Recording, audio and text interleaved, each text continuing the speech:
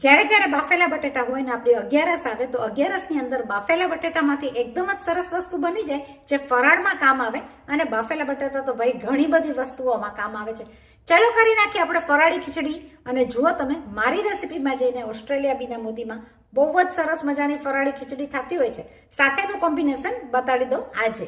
જ્યારે અગિયારસ હોય ત્યારે અગિયારસની અંદર જો આવું કટકા પડે એવું દહીં હોય તો દહીંની સાથે ફરાળી ચેવડો અને ફરાળી ચેવડા સાથે ફરાળી ખીચડી.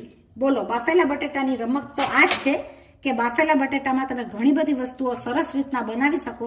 એમાંની એક છે આ ફરાળી ખીચડી, જેની અંદર ગળાશ, ખટાશ, તીખાશ બધાનું કોમ્બિનેશન એટલું સરસ લાગેલું હોય છે કે ઘરના બધા જ ખાવાવાળા કહેશે ફરાળી ખીચડી હોય તો અમે ફરાળમાં બધા તૈયાર જ છીએ કે ફરાળ રહેશું. છે ને ગમતની વાત.